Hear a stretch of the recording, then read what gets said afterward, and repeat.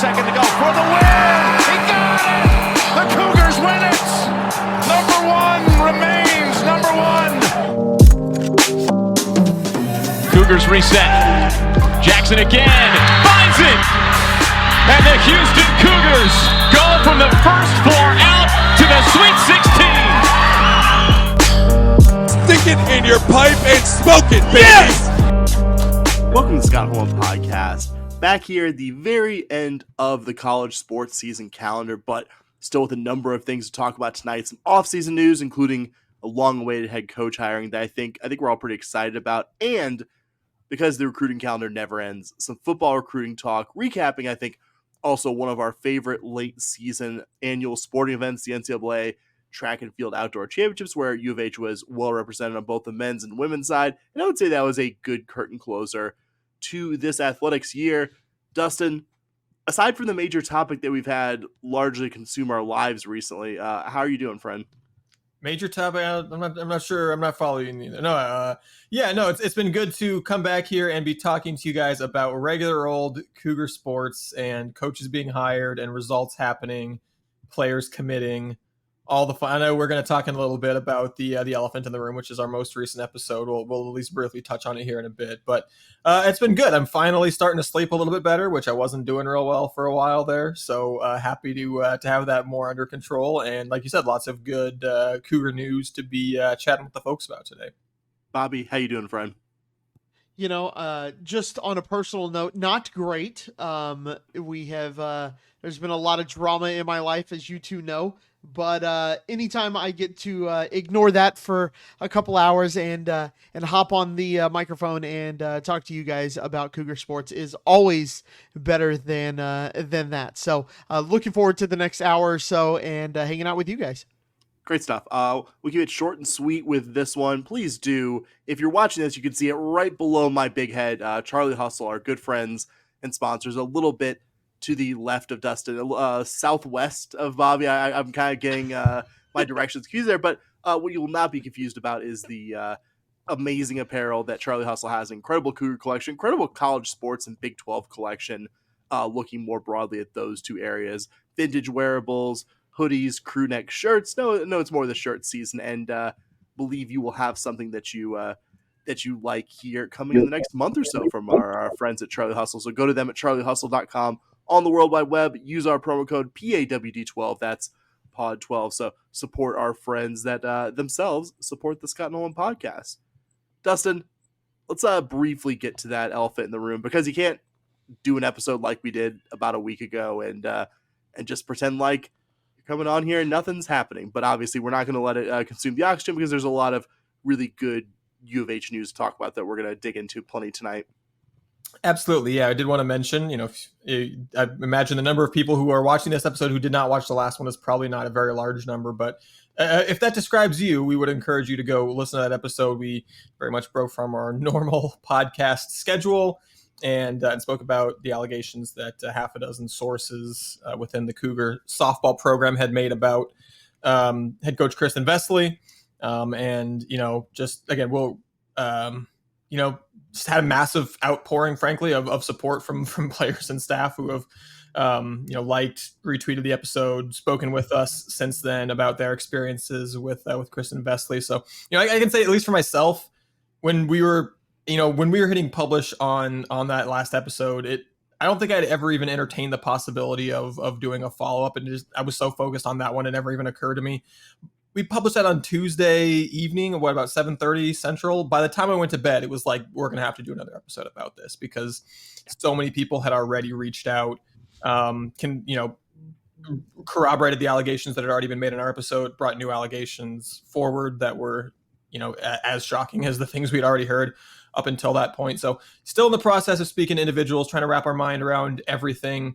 Just want to say that we're tremendously grateful to everyone that's spoken with us. The amount of sensitive personal information that young women have shared with us, 3 guys they've never met, going over stuff from their past that is not pleasant to talk about, has left me speechless more times than I can tell you at this point. So we don't take that for granted, the amount of courage that took for granted. So thank you to everyone that's spoken with us. And just going forward, it has been kind of interesting to see the response that we've gotten. Like I said, players and staff has been remarkable. The people that know us and trust us, I think, have been shocked and wanted something to happen, for there to be some consequences for what the things that we mentioned. And unfortunately, the response from U of H and from media outlets more respectable and respected than ourselves has been a resounding silence, which is understandable. As far as they know, we're just kind of making stuff up. So, we'll see what happens going forward. We'd love, obviously, to move the needle a little bit if someone is willing to go on the record. But regardless, like we said, we will be revisiting this story in the future, continuing to tell the stories that we've been told about what's going on in the Cougar softball program. It's been a wild time. Like I said, I think we're all very, very doing well with the decisions that we made in terms of choosing to tell that story the way we did. Yeah, like you alluded to at the beginning, is sleeping a lot better. And I would just say also, this isn't like a movie sequel. This is a real life story with real life people. We're not trying to tease something for like listenership here. This is just about telling more of the story and not also trying to tease a bombshell. Like, it might just be us reporting, some stuff that's like slightly more mundane than the more salacious of the allegations. Again, it's just about making sure the story's out there, not about us making any kind of big splash to promote ourselves. This is about the young women in that program, who I think were generally failed by the University of Houston. Yeah, just to add on there, for all three of us, I know I can speak for us on this isn't what we do to make our money. This isn't what we do to get famous. That was not why you two started this podcast. This is not why I started joining on the podcast. We do this because we love the university. We love everything about it. We may disagree with some of the things the university does. I can't think of any off the top of my head right now, but this is not about us. This is not about Sam, Dustin, or myself. This is about a story that was brought to us to give some voice to some people that had they saw a problem and they spoke up. And so it's our job when we see a problem to speak up as well. So again, this isn't, to Sam's point, something that we're doing for the cachet or to be popular or to get things written about us or anything like that. It's really just about telling the story. And so, as Dustin alluded to, we had, by the time we all kind of went to bed, it was pretty obvious that a second episode was going to happen. We don't know when a second episode's going to happen. We are trying to make sure we're doing the reporting in the correct way to make sure that we're getting the proper amount of support to the allegations, but also not just throwing things up against the wall and seeing what sticks. It's really making sure that there are multiple sources that can confirm these stories. Yeah. So, anyone out there, if you do have firsthand experience within this Cougar softball program with Kristen Besley, if you do want to reach out, you can email us shpodcast@gmail.com. Of course, pod with PAWD.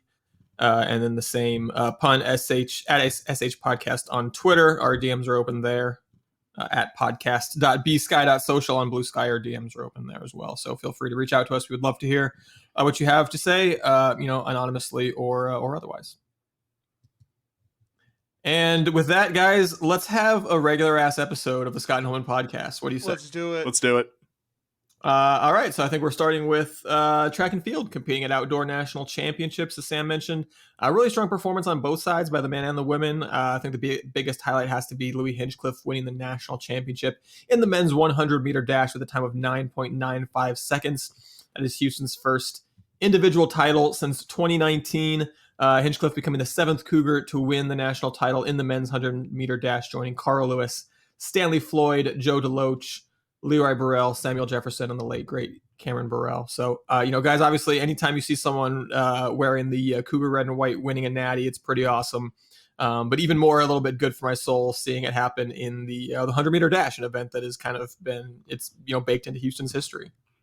Yeah, quick, very related aside, if you'll allow me, guys, on this event. I went up to Eugene in the fall of 2022 for the Cougar men's basketball game that was there. Made a weekend of it, went to the football game the first night I was there. Also walked around Oregon State, which is about a half-hour drive away, and did some walking around kind of the University of Oregon athletic buildings. And just from the outside, guys, the venue where the outdoor championship happens, Hayward, looks like an ultra-modern football stadium. That tells you how serious Oregon and, I guess, Nike are about the sport, and the significant part of both entities' history. And of course, just seeing pictures and watching the championship this year, the interior is, if possible, even more impressive.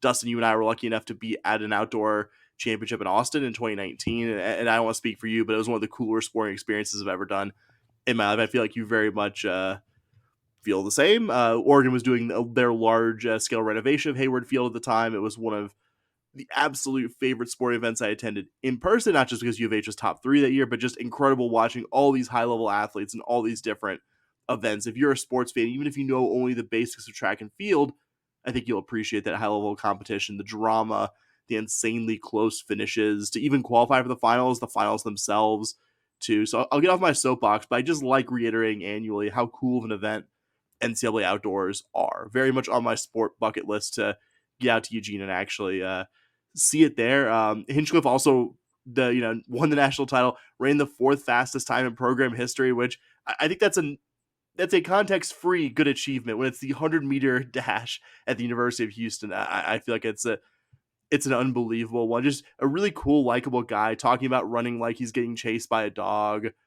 all that stuff. And oh no, big U of H also had Sean Maswanyani running a 10:05 and finishing 7th in that same 100-meter finals. Like, probably wasn't his best day, but the fact that he had 2 of the top 8 in the 100-meter dash, those 2 guys, also Hinchliffe and Maswanyani, also part of a podium placing 4x1 relay where the Cougars were 3rd.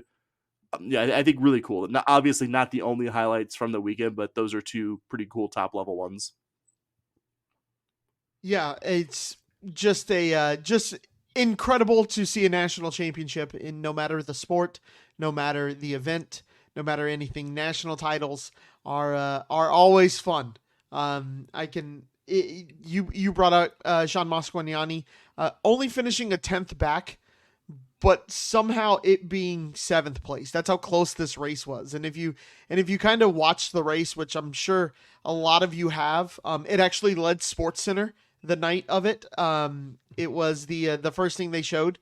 Really cool, but it didn't even look like that Hinchliffe was going to win there for a little. Like, yeah. I said for a little bit, like it wasn't a sub 10 second event, but when he came out of the blocks, you were kind of like, okay. And then, it's over. So, in just seeing a U of H athlete win a national title is just one of the cooler things to see. Whenever you get to see that on ESPN, it says right there, they put the results and you see that UH logo right next to it. Just really cool. Overall, pretty good meet for the Cougs, I would say overall. Finishing 6th in the men's championship. I said this about some, I believe it was golf, where they got the invite and they were one of the first. If we finished number 6 in the country in any event, we would be losing our minds.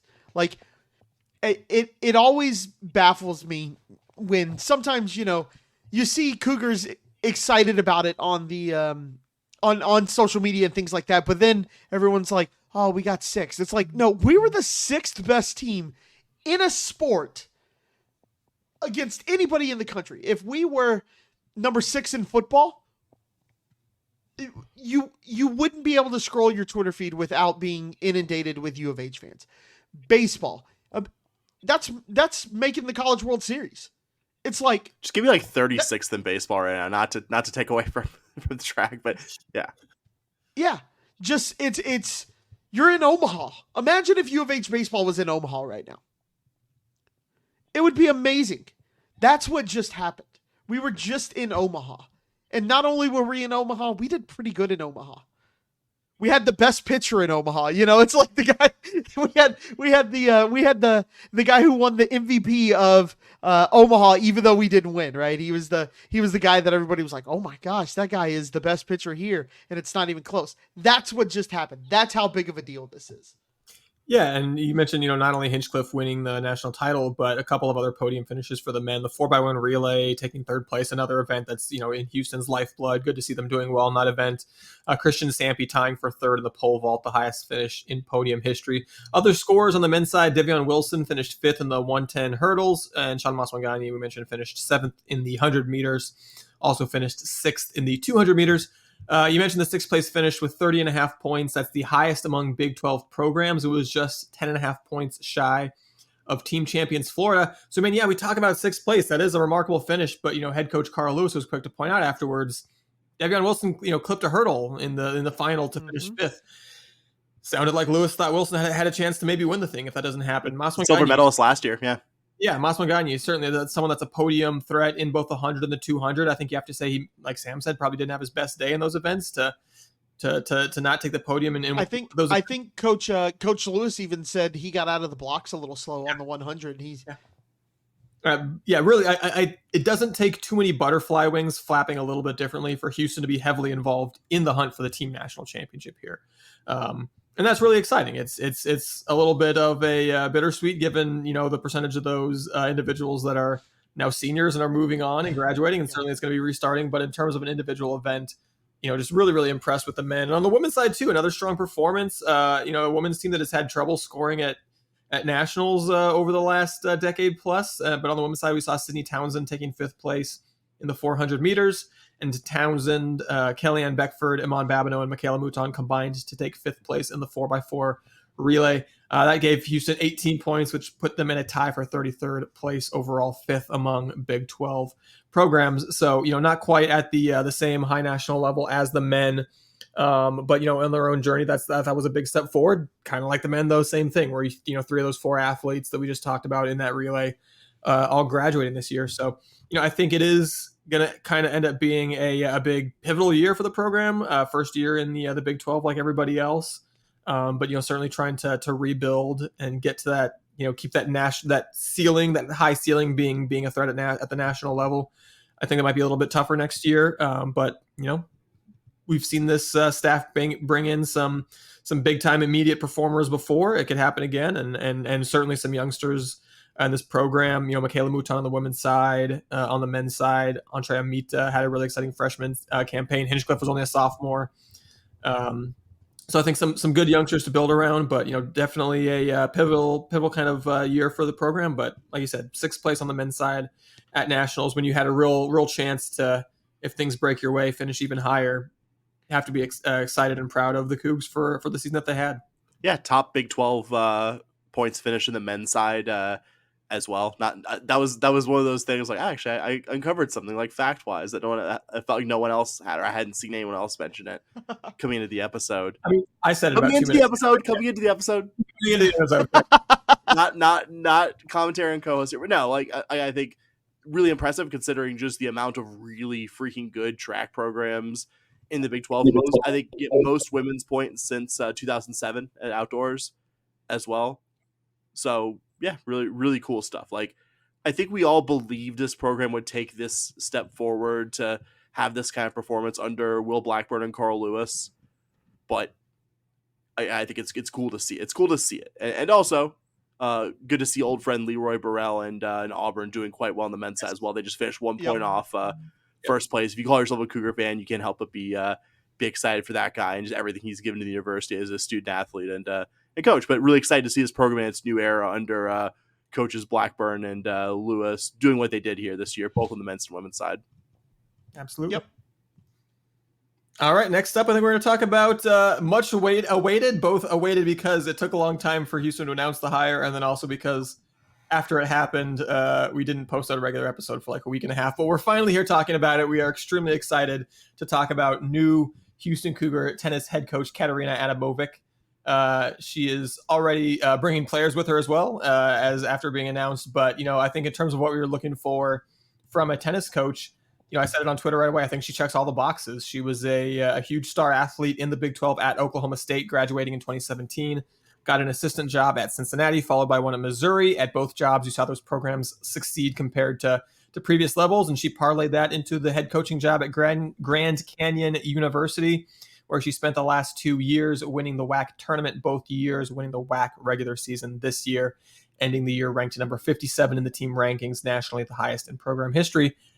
And yeah, guys, like I said, for a program like Houston with basically no history in the sport and doing not great in the facilities department, maybe this feels like a home run hire. Our friend and 10-12 Network head honcho Philip actually suggested before the hire was announced or came out. He, kind of pinpointed, I think that's someone who would be a really good hire. So, I think in terms of winning the hire and hiring the person that makes sense, guys, I think this one really makes a whole lot of sense. Yeah, I'd agree. Yeah, for me, I'm sorry, Sam. No, I'll go here because I know you're our tennis guy, so I want to defer to you and give you all the space to do that. Because the worst thing is when you wax poetic, and I'm like, I agree. No, I think it's a great hire and somebody who can, if you can win at Grand Canyon, I feel like you can win at U of H. Interesting that she brought over the amount of players that she did. I think as of now it's 3. And I also think it's interesting how she said, we will be recruiting internationally. That was something that she said was something she wanted to put a focus on, and Houston was a great opportunity for her to do that based on the city, based on all of that. So, Sam, floor's yours, bud. That was all I really had to say about it.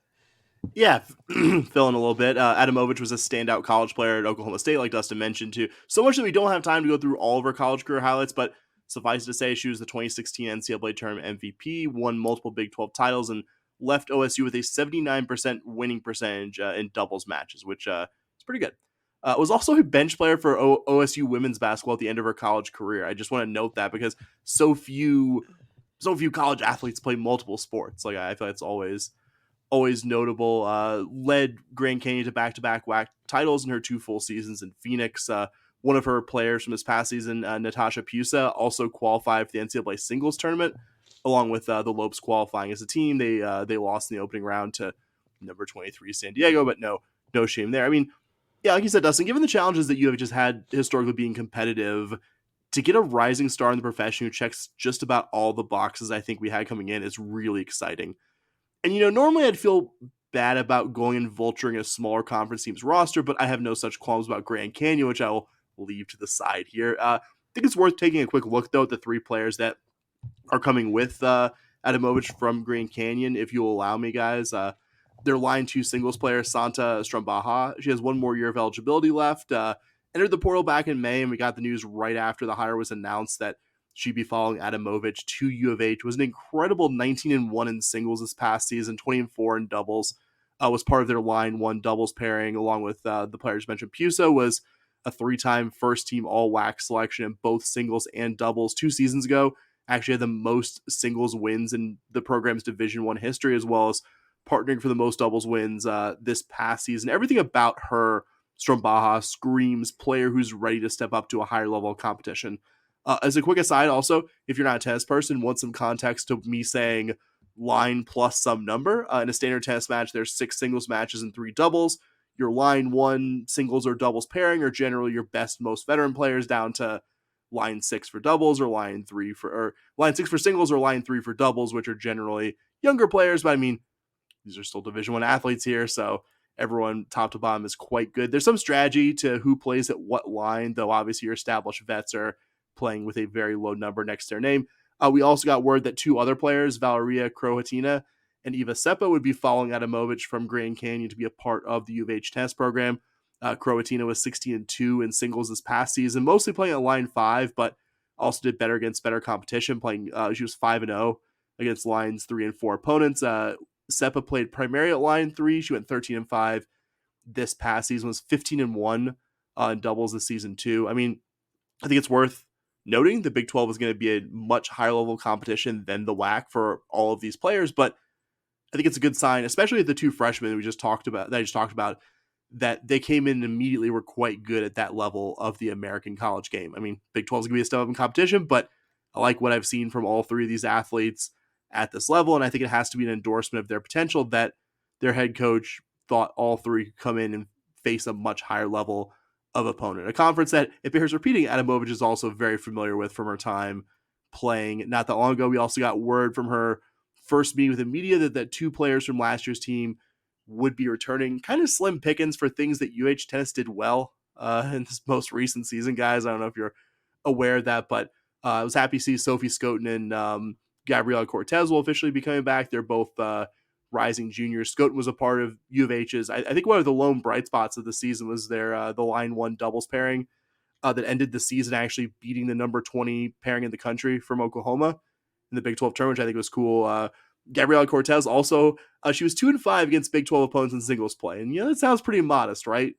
Those were the only 2 singles wins that U of H got against Big 12 opponents the entire season. So, I think those 2 are good to bring back. I think it all starts with leadership, and U of H got that part right, even acknowledging for the umpteenth time the challenges this program has had. And yeah, the risk of tipping my hand, there might even be some big podcast adjacent Cougar tennis stuff coming in the future, but very happy with the hire, very happy with what I think looks like the short and medium term future of this program. Yeah, so I did see it was reported at Joseph Duarte. I don't know if he was quoting Adamovic or not, but that basically the intent is to have 7 players on next year's roster. So the 3 coming from GCU, the 2 returnees, and then 2, I guess, kind of as of yet uncommitted or unannounced recruits coming in. And so, I mean, I think it's exciting. It's just, like you said, you have 2 of those athletes coming in who were able to come in as freshmen and play right away at Grand Canyon last year. You'd like to think she can probably recruit to U of H at a higher level than she can recruit to Grand Canyon. That's probably part of why she's here and not continuing as the head coach at Grand Canyon University. So real intrigued as well to see the 2 newcomers and who those will be, but already excited about the newcomers coming in. And it's just a program that even coming into this year, we just didn't have a lot to get too excited about. Just kind of didn't seem like a program with a ceiling that was very high or that was trying anything new, and was just kind of doing the same thing and playing at about the same level year after year. And so to suddenly have some excitement and newness around that program, I think is really exciting, and a program that hopefully will get its first ever Big 12 win next year. Fingers crossed. Yeah. Guys. Fingers crossed. And my last thought, just to kind of what you said, Bobby, like mentioning that you're recruiting internationally, that's part of why I just have this belief that U of H tennis could be better than like a bad program, because it's such an international city. Like we had Ryan Wakamerka come on here and tell us like Houston being an international city was so valuable when he was the U of H swim coach, recruiting athletes from overseas, like even logistically, just like getting a flight from Lisbon or Barcelona or wherever to Intercontinental is not necessarily the same headache as I would assume it is to Stillwater, despite the fact that it's intercontinental. Exactly, it's in the name.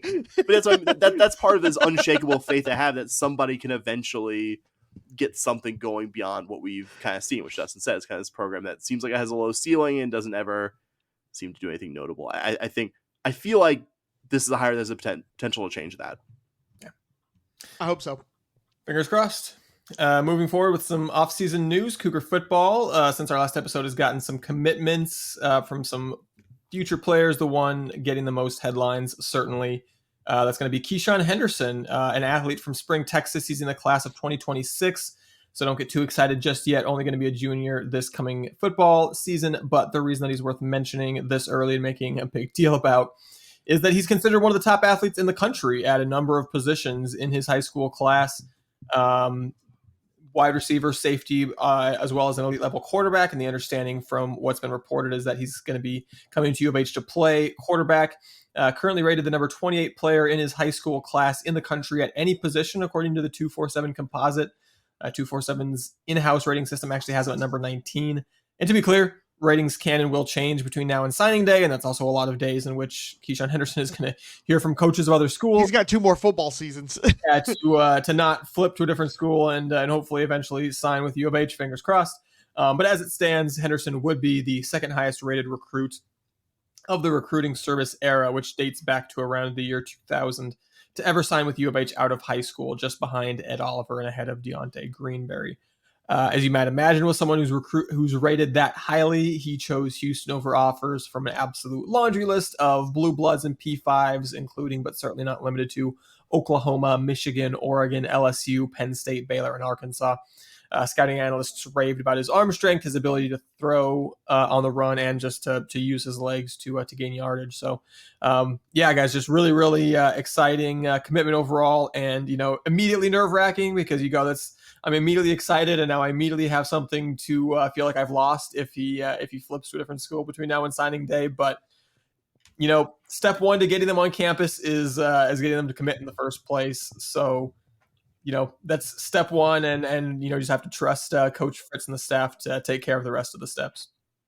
Yeah, for me, one, you have to be an incredible athlete to get that list of offers before your junior year starts. That means you are doing some business on the field. That's number one. So you got a baller.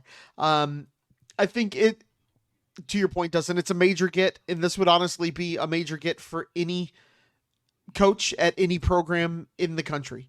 If you think that if this would have happened at Michigan, that they wouldn't have been losing their minds there, if they would have got that commitment from Ohio State, if they, all of that, they would have been celebrating just as much as we have. He's as you said, Dustin, the number 2 athlete, 28th overall in his class. If you actually put him where he ranks and you have him as a quarterback, he's the 4th best quarterback in the country. Super exciting stuff there. You can't help but get excited, but again, you are going to have to hold everybody off, and it just kind of makes you think, what happened on that visit that he came in, that he was like, yeah, I'm ready to commit here for 2 years versus everybody else. There's some magic going. There's some magic happening with Willie Fritz in recruiting right now. This is the most excited I've been about this program in a very long time. Yeah, I mean, I think you talked about that's a laundry list of offers. The 2 schools that just played for the national championship both gave him committable offers. Like that's crazy. And he chose U of H, huh?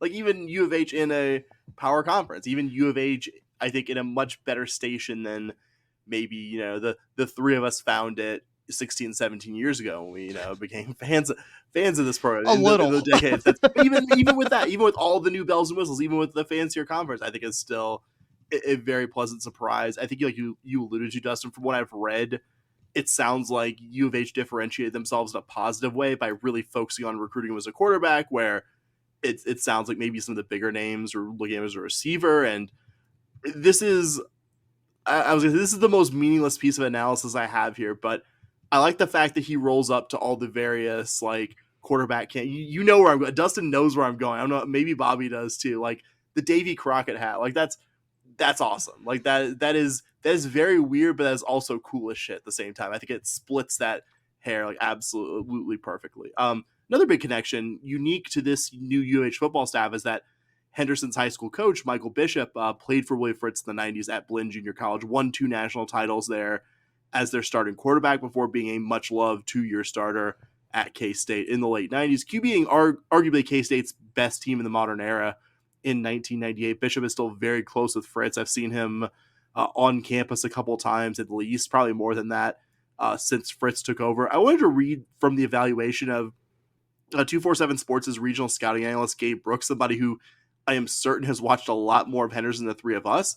I just want to quote him here. He says, displays encouraging redirecting quickness and pads for a longer levered build, raw but talented as a passer, flashes impressive, short to intermediate velocity and requisite downfield arm strength that should only improve given strength capacity within frame. Physical and athletic traits make for a particularly unique high upside prospect if QB is his long-term home.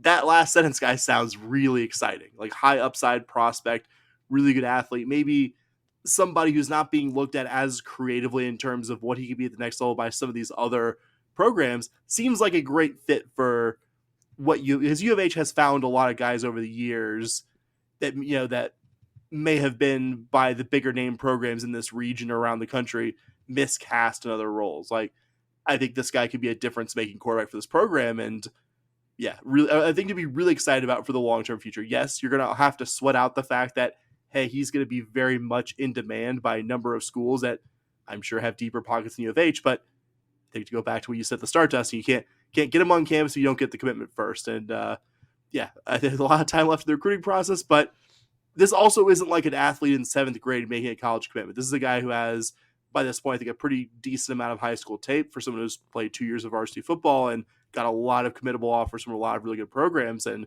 elected to commit here. So I think that alone is worth being excited about. Obviously, we'll really pop the champagne in about 18 months if he actually signs on the dotted line. I will say, I mean, we kind of went through something similar when Mercy Miller committed to Cougar men's basketball as a sophomore. He went, okay, sure, that's great, but he's really highly rated, but it's a long time. Now you look up and he's on the roster for next year. So, I mean, it's not unprecedented, certainly, for Houston to hold on to a guy with a ton of offers, although obviously the men's basketball program a little bit more. That's where I was gonna be like, that's a little different, isn't it?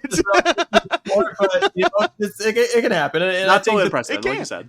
No, absolutely. I think the big thing here is that he's not committing to U of H because U of H was the most prestigious school to offer. I mean, it's and recruiting is often about that. It's about who's got the nicest facilities, who's got the most money. It's about relationships also. And Sam mentioned his high school head coach having played for Willie Fritz at Blinn. Not only that, but Houston quarterback coach Sean Bell was already recruiting Henderson when he was at Baylor, and I believe said was the first person to actually offer him as a quarterback.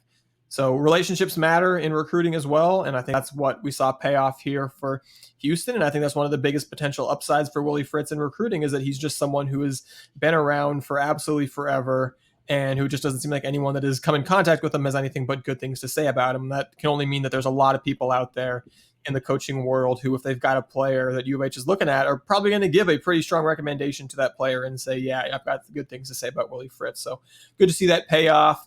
Oh, I'm sorry. Were you moving on to other players? Because I have no. So then I was going to my very last stat or factoid about Keisean Henderson. As of this evening, with Henderson as their only commitment in the 2026 class, Houston currently the number 12 rated class in the country. It's like the recruiting version of an on pace stat. I love it. Exactly. Yeah, yeah. No, I was just gonna compare you remember back in the day when you would play NCAA football and you would start as Western Michigan or even U of H. Let's be honest, back in 2012 was a little bit easier, but some of the older games, right? And you would get your first 4-star recruit or your first 5-star recruit, and then you'd get a little bit better. And then you would just see your recruiting just uptick. That's kind of how this feels to me. Fritz got his first 5-star guy that is.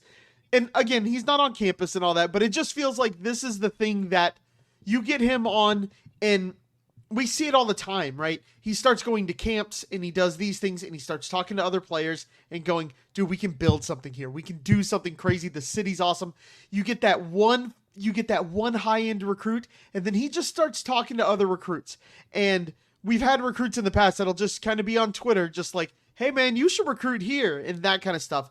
Whenever you get a commitment from a guy like this, if he's bought in and true and I want to play for this and there's no persuading me otherwise, it makes such a difference. You see an uptick in recruiting because they're there and they go to the camps, they go to 7-on-7, and they recruit other good players to come join them on campus. Yeah. In terms of other guys who will be joining Houston a little bit more in the near future, then we hope that Keisean Henderson will. We saw a trio of 2025 recruits verbally committed to Houston. Willie Fritz tweeted "Go Cougs ×4," which indicates we might see another one coming public in the near future here. But in terms of the guys we know about, Zaylen Cormier is a high 3-star safety from the Heights, offers from Arizona State, Mississippi State, Memphis, UTSA, and others. Wyatt Herbal, a 3-star tight end from Cy-Fair, offers from Cal, Pitt, Utah, Tulane, and others.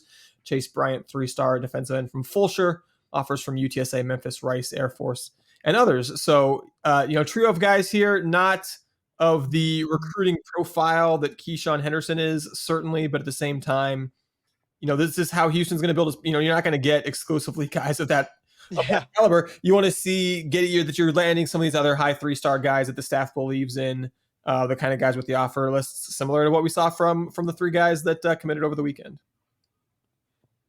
Yeah, for me, just with Chance Bryant, offer list, not mind-blowing, like you said. Nothing that's going to get you, oh my God, he's got an offer from them.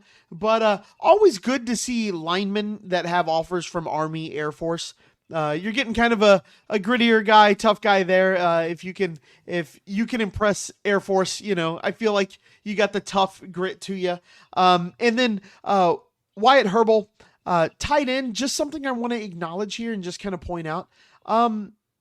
He's got some other P4 offers. Interesting though that we really seem to see this staff making a commitment to tight ends. We might actually use them in the receiving game. Yeah, we had two commit in the last class, and this future class we just got Wyatt on board. I went back and kind of looked at some stats about tight end usage, things like that. 51 receptions last year for a Tulane offense versus U of H using having 18 completions to a tight end, which, if I'm being 100% honest with you, I would have set the under way below 18. If I would have lost that bet. So interesting to see almost triple the amount of tight end usage in that Tulane offense. So more clues that we're going to get a radically different looking offense. Not that we didn't expect that, but just kind of expect a little bit more size. It's not going to be the 07, 08 Cougars with Patrick Edwards just flying down the field and Case Keenum just heaving it up there and hoping for the best. So, hey, but going back to there, we might see a worthwhile sequel to Mark Hafner and his incredible 2008 season. Yes. Great callback there. Just what a reference from Sam there. Let me just give it up for Sam there. Great reference there, bud. No, I was just going to say that. I mean, not only looking at the high schoolers coming in for the future, but Malik Carr was one of the more highly rated tight ends in the transfer portal this offseason. So to get someone that can come in and play that position right away in 2024 at a high level, I think is exciting and indicative of what Fritz's intentions are for that position going forward. Yeah, I don't have a whole lot unique to add other than just saying these like I liking a trio of local guys in there and guys who are kind of in that mid to high 3-star, like could develop and potentially look like overlooked guys when it's all said and done. So I think that's positive. Can I go back a little bit further for the latest transfer ad, which it's been I would say it's not new news, but I would say it's happened since we last had a regular podcast. Ajani Carter, cornerback, literally I think an hour after we dropped our last regular podcast, from Utah State, committed, local guy, plays high school ball at North Shore. Spent his college career up to this point at Utah State, where he started the majority of his last 2 seasons in that program, which would be the 21 and 22 seasons, combined for 89 tackles and 4 picks over those 2 years. Played in every game also for the 2021 Mountain West champs. Actually committed to Baylor just over 12 months ago, never ended up playing for Baylor last season, so will now play his final season for the Cougs. Still not the most proven position group. And as I said, when Isaiah Hamilton left, didn't love losing the one guy who showed flashes of being a proven difference maker on last year's team. But I also don't think you got worse at the position, which I think is good considering the upheaval that comes with a coaching change. And I think you have some depth at that position. I'm not exactly sure the standout guys are yet, but I feel pretty good about the depth you have there. You might have better depth. I don't know if you have better top line guys, but I think you might have better depth. Yeah. Yeah, like I said, that's been a position where we've seen them, lose some guys, gain some guys. This offseason is at that cornerback position, and kind of like you said, I think you're losing Isaiah Hamilton, the one guy that looked intriguing there. But I think between getting Carter was his name, the guy you just said, yep, right? Ajani Carter, yep, yeah, Ajani Carter, as well as Chris Davis from Southern, Jeremiah Wilson from Syracuse, Latrell McCutcheon finally getting eligible after a couple of years, and hearing really good things about his spring ball too. So I think there is a quartet of newcomers there that I think probably will end up filling out the 2 deep at the 2 cornerback positions, and I think gives Houston a solid chance to actually be pretty decent at that position. And then finally, our last little bit to mention, news item on our way out here: Sean Kenny was announced will not return as the pitching coach of Houston Cougar baseball. Will be replaced by Woody Williams, who had been in a director of pitching strategy and development position this past season. Kenny only lasted 1 year in the job. Houston wasn't good at pitching the baseball this year, but I would argue that only giving Kenny 1 year is not really indicative of the year of the job that Sean Kenny did, so much it is indicative of the fact that they clearly wanted to make Woody Williams the pitching coach, which, to be clear, not saying it's a bad move. Hiring from the position you did at the time, I remember kind of thinking, that's cool. It's cool because mostly you just brought in someone else to be in the program who looks like he might be more qualified to be pitching coach than the guy you just hired as pitching coach, which I think maybe is indicative of the fact that total guess here. I'm going to throw a guess out of the ether. Houston hired Sean Kenny and then Woody Williams that then afterwards became available, and maybe they brought him in to, okay, we'll let Sean Kenny keep the seat warm. And the reason I say that, yes, Houston was bad pitching the ball this year. No, I also, like I said, don't think Sean Kenny deserved to get canned after year 1. Consider the following. I swear this is true. Houston's ERA of 5.59 this year, not good, but the improvement of 0.68 runs compared to last year's team against a much tougher schedule and a much tougher conference, that is the greatest year-on-year ERA improvement Houston baseball has had in a decade, since 2014. And it took place in a year that you stepped up in competition in a big way. Admittedly, the distinction of best year-on-year ERA improvement in a decade is a bit hollow, given Houston's ERA trajectory over that decade. Houston's team ERA had gotten worse in 6 of the previous 7 seasons, which is amazing. Just it's hard to wrap your mind around getting worse in a stat 6 out of 7 years. And the one year that Houston got better was like a tiny little bit, and then immediately cratered even further the next year. So not great. But yeah, I mean, I think it's important to say Sean Kenney took the job when the pitching staff was in a free fall. And yeah, the improvement to a still bad 559 might just be the dead body bouncing after hitting rock bottom. But I don't know. I thought he comfortably earned a year or two in any situation that wasn't, hey, we've got Woody Williams right here ready to take over. Yeah, I was going to say, I'll let Bobby handle this, but your early 2000s Cardinals bias is showing here, Dustin. I have more. He's actually qualified. All joking aside, he's an actually qualified coach, and I'll dig in on that after I pass the conch over here to Bobby. Yeah, no, just for me, I think we may have said it on the pod, like, oh, dude, we got Woody Williams. It's kind of weird that we already have a pitching coach. This is weird. It'll be interesting to see how this plays out, and it has played out, gentlemen. So it's definitely, to your point, Dustin, I don't know if it was worth firing him over. It's not like I'm going to sit here and say, oh man, our pitching was so good. I'm shocked by this. Like a 5.58? 5.59. 5.59 ERA. Not good. Not good. No matter the level of baseball that you're playing, a 5.59 ERA is not what you need there. Yeah, Williams has a strong coaching resume as well. In addition to being a U of H alumnus, 15-year MLB veteran, he was the pitching coach in 2023 for a certain burnt orange school in Austin. That season, the Horns were 10th nationally in team ERA. He had the Big 12 pitcher of the year on his staff.